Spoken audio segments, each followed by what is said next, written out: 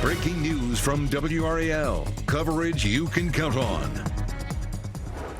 Breaking news here at 6. The man accused of robbing a bank in Zebulon before being shot by police officers in Rocky Mount is now facing federal charges. We're seeing new images of the suspect, learning more about what happened inside that bank, and we're hearing from the U.S. Deputy Attorney General. Thank you for joining us tonight. I'm Eric Miller. Within the last 90 minutes, we've learned that accused robber Willie McGee Jr. threatened to blow up the bank using C4. All this new information is coming from the U.S. Attorney's Office for the Eastern District of North Carolina. This image released today shows McGee holding an object in his hand while interacting with a teller at First Citizens Bank in Zebulon. The office says 42-year-old McGee got away with $3,234 in cash. Police then used the GPS in the 18-wheeler he was driving to track him to the parking lot of a Hobby Lobby in Rocky Mount. When officers approached the truck, the U.S. Attorney's Office says McGee opened fire with an AR-style rifle. They shared these images of McGee where he appears to be pointing that rifle outside of the truck. McGee was then shot by police and then taken into custody with the rifle and a pistol. A search of his truck by both the FBI and SBI ultimately found no sign of any C4 or other explosive devices. In the release, Deputy Attorney General Todd Blanche wrote, McGee's actions are not desperation, it is domestic terror. Thanks to the extraordinary courage and professionalism of our law enforcement partners, he's alive, in custody, and facing decades in federal prison. McGee is also facing a slew of other charges at the local level as well. This is, of course, a developing story that WRAL has been on top of and will remain on top of. Make sure to download the WRAL News app and turn on push notifications so you can get updated as we learn more. Well, today has been cold and cloudy, even a little rainy out there. Meteorologist Grant Skinner tracking all of this for us in the WRAL Severe Weather Center. Grant, we could see more rain tomorrow morning before a breezy and dry end to the day. That's right. A bit more rain ahead of the cold front, but once that front passes, it will be breezy and drier across the area. That's led to a red flag warning being issued, and I'll show you that warning here in a second. This is a view outside right now from Pittsburgh. We have a lot of low cloud cover that's going to stay in place all the way through tonight and tomorrow. We've had some isolated showers as well. The area of high pressure is backing off. A warm front will lift north tonight. It's going to keep us cloudy, allow temperatures to climb through tomorrow morning and stay warm ahead of the cold front. But again, once that front passes, it will cool down very quickly. Here's a closer look at dual Doppler 5000. Just a couple of sprinkles just to the southwest of Goldsboro, north and east of Fayetteville, but most places are just cold and cloudy. The highest rain chance from around 11 a.m. through 1 p.m. in the afternoon on Monday, and then drier behind that front, gust to 35 and a red flag warning in place. I'll talk more about how cold we'll be by Tuesday morning, and we'll look ahead to that forecast for New Year's Eve and New Year's Day. That's coming up. Grant, thank you. Today, we're working to learn more about a shooting that left a man dead in Durham last night. It happened at the Village Shopping Center on Miami Boulevard. That's where WRAL's Kirsten Clark joins us live from tonight. Kirsten, this is just one of several shootings there in the last 3 years. Eric, we were here at the Village Shopping Center less than 24 hours ago. And if you look here behind me, this area looked much different then than it does now. Durham police arrived just after 8 o'clock last night to find a man who had been shot. They tell us the man was taken to the hospital where he later died. Now take a look at this video from the scene last night. You can see yellow tape blocking off the area with several police cars and officers on scene. Today we saw reminders of the shootings that happened previously in this shopping center. On January 1st of 2023, 5 people were injured in a shooting. There was a deadly shooting in July of 2023 and then another in August of 2024. And most recently, a man was shot and killed here at the Village this October. We spoke with a man today who works at the Little Caesars here in the Village. He told us he has witnessed more than one shooting here. I think it's really sad that, because there's a lot of kids and there's a lot of people that be in the area. So I think it's sad that you got to walk through the parking lot, because a lot of my employees go across there to the tobacco store to get drinks and whatever, they smoke cigarettes. So I kind of have to watch them because the area and the people. So I think it's unfortunate that you can't walk across the parking lot and feel safe or be at work and feel safe. As you heard there, he just called it sad and unfortunate. We have seen police cars parked and driving through the parking lot today. There are also several surveillance cameras in the area. Now, as for last night's shooting, Durham police say they are questioning a person of interest, but no arrests have been announced. We are still working to learn the names of both the suspect and the man who was killed, as well as more information about what happened leading up to that shooting. Live in Durham, Kirsten Clark, WRAL News. Yeah, we know you're going to keep digging. Kirsten, thank you. New here at 6, power is back on in Raleigh after a crash left hundreds of people in the dark. This all happened around 2:45 this morning on Capitol Boulevard near the Wade Avenue interchange. Raleigh police say the driver left the scene in another car. Nearly 400 people were without power at the height of that outage. We have an update to a story we first brought you as breaking news at 11 last night. The Wake Forest Fire Department has shared new details about the fire that burned in an apartment building. This is the Bexley at Heritage complex off of Heritage Lake Road. The fire started around 10 last night. New today, officials say the fire burned all 3 floors of the building and extended into the attic. Several residents' pets were rescued by firefighters. Thankfully, nobody was injured here. They're still working to find out what exactly caused this fire.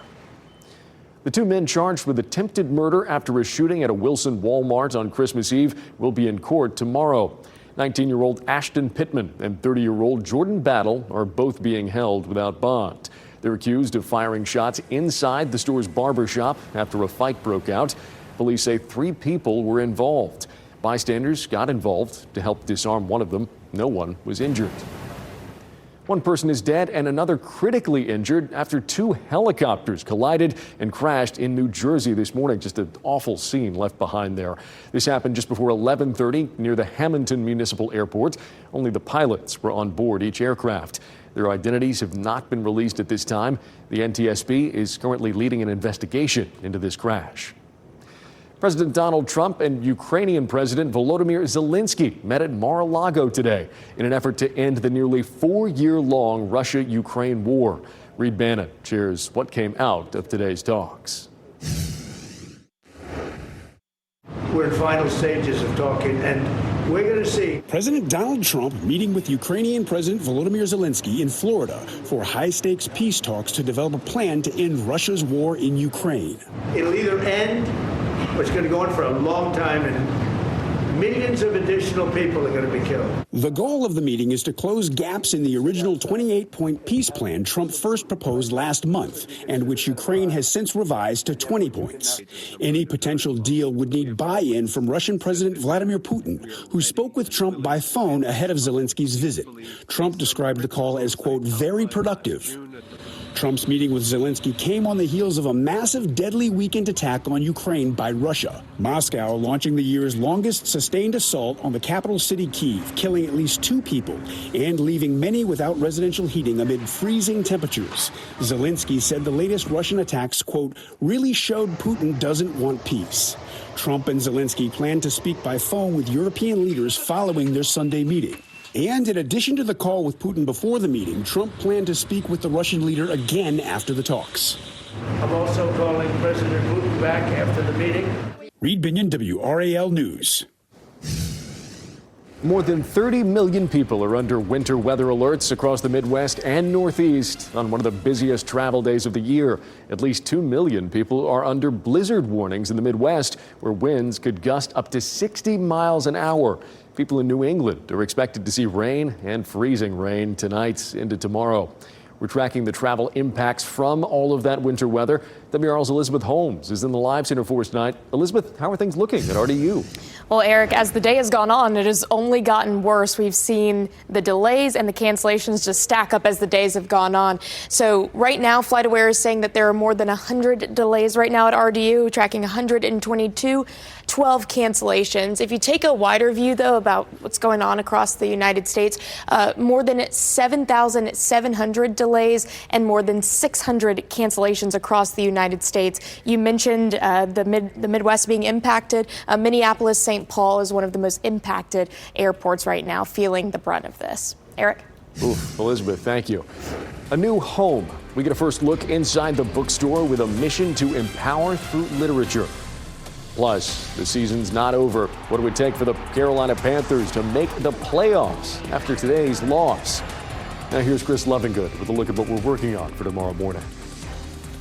We're tracking some cooler temperatures approaching, and we'll have traffic updates for you every 10 minutes. Plus, North Carolina residents on average receive 150 robocalls a year. 5 on your side shares how to stop them. Join us tomorrow beginning at 4:30 a.m. Welcome back. Taking a live look there over Rocky Mount Mills this evening. Those Christmas lights still shining bright here ahead of New Year's. Have another check of that forecast with Grant Skinner in just a minute. North Carolina's very first black-owned children's bookstore is making a return this week. Liberation Station will reopen in Raleigh tomorrow after closing its doors downtown last year because of, the owner says, racial threats. WRAL's Laura Levine gets a first look inside the bookstore with a mission to empower through literature. Nestled in a historic black strip on Hill Street, there's a new light. When you look at the space that we're in now, how do you envision what it will look like in the weeks to come? Oh, well, I envision that the community will begin to shape it. Liberation Station founder Victoria Scott Miller initially had the idea to open a bookstore that's representative of black children, empowerment, and healing on every page, inspired by her own 2 sons. And children of color need a third space.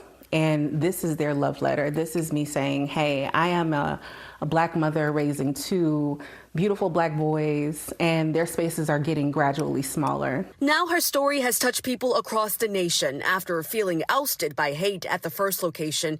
She says love has prevailed. I recognize that, struggle and pain and grief don't get to take center stage here.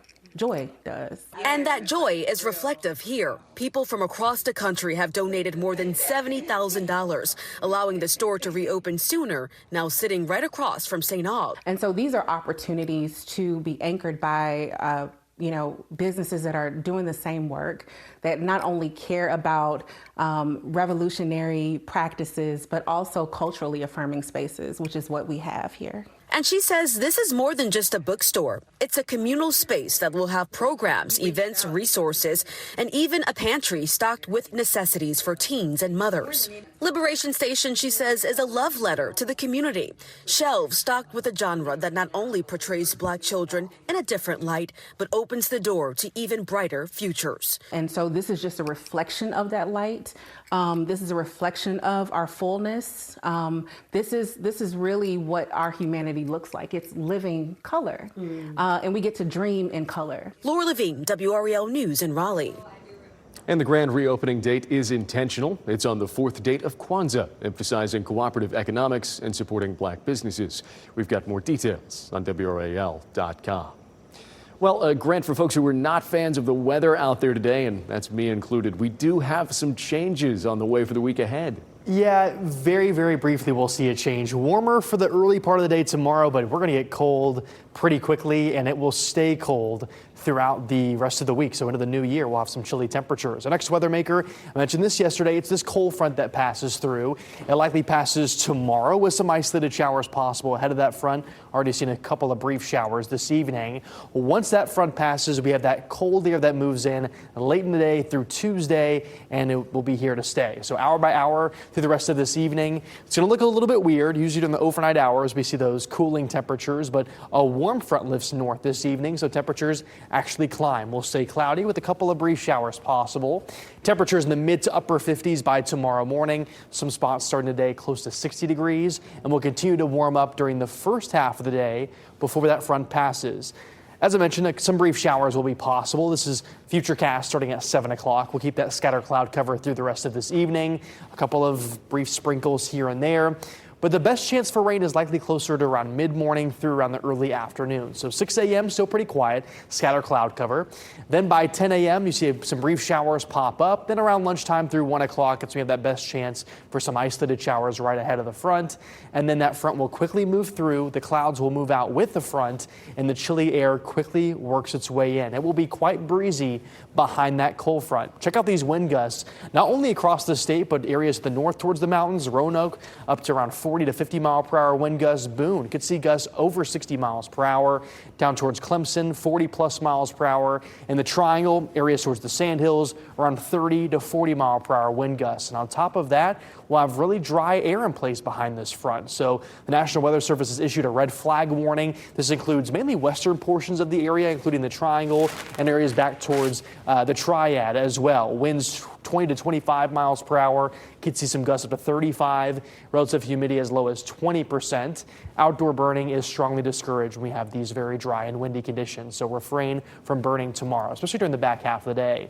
So windy Monday, gusts over to 30 to 40 miles per hour for the most part. Make sure to weigh down any inflatables if you still have those out. We could see some minor power outages, some brief power outages with some limb damage possible as well. It depends on if we can get those stronger gusts up to around 40. So keep that in mind for tomorrow. By Tuesday morning, we drop into the 20s behind that front, and you factor in the wind, it will feel much colder. Temperatures for the wind chill in the 30s, and then you look at Tuesday morning, stepping out the door, most spots in the 20s, some areas feeling like the teens for the wind chill Tuesday morning. So definitely going to want the jackets and the layers by then. WRAL first night going to be a cold one. Temperatures in the 30s by the evening, staying cold all the way to the morning hours on New Year's Day. 54 by New Year's Day. So it'll stay cold throughout the next week. Lows in the 20s and 30s, highs in the 50s. Our next best rain chance is late Saturday and early Sunday of next weekend. But staying pretty dry for the start of the new year until that rain chance next weekend. It's also going to be very cold behind this cold front. Absolutely, Grant. Hopefully folks out there got some jackets, gloves, and hats with their Christmas presents this year. Exactly. Well, turning now to sports here. A crazy day out there on the field. Pat, Chris, not the outcome the Panthers were looking for here. Well, you know, Eric, there's this old saying, Pat, you've heard it, right? If at first you can't clinch the playoffs, try again. Right, they do say that, right? People do say that, and certainly the Panthers are saying they're ready to turn the page. What went wrong here versus Seattle, and how they can right the ship to get in the playoffs next week versus Tampa.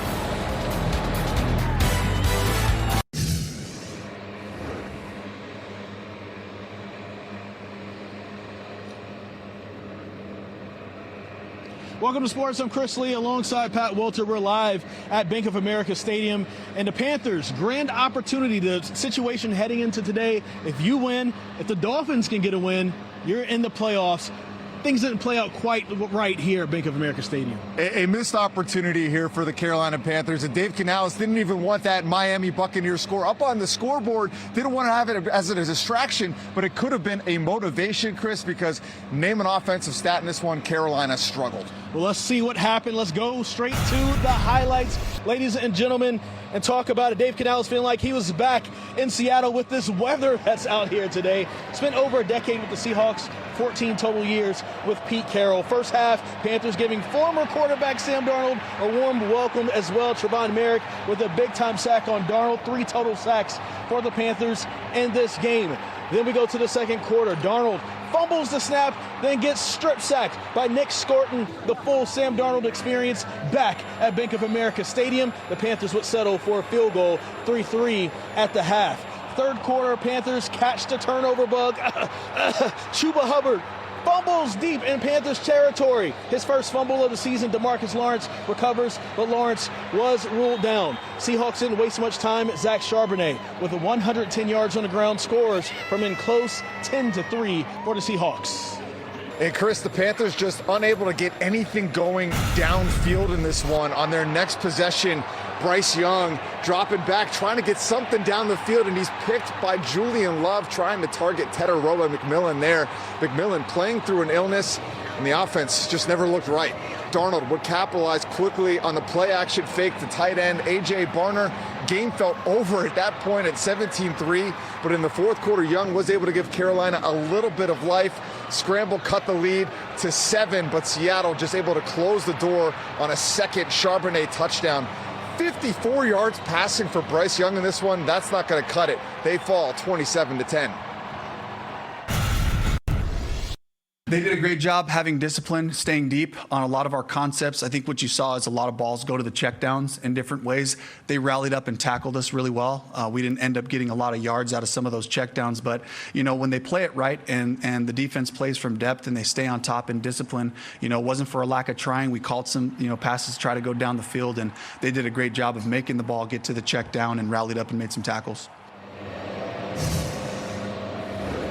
Now, Pat, that final score isn't as indicative. Like, it wasn't as bad as it looked, right? It wasn't that far away from the Carolina Panthers. It really comes down to a lot of things, like missed tackles and then extending drives. J.C. Horns gets called for a face mask penalty on third down. That extends the drive for the Seahawks. They end up scoring. But the big thing is they had an opportunity to wrap things up and head straight to the playoffs today. They couldn't get it done. Yeah, Miami did their part, winning 20-17 versus the Bucs. But the Bucs are a team that is truly reeling. They have lost 4 straight. They have lost 8 of their last 10, so things bode well for Carolina Panthers going into next week.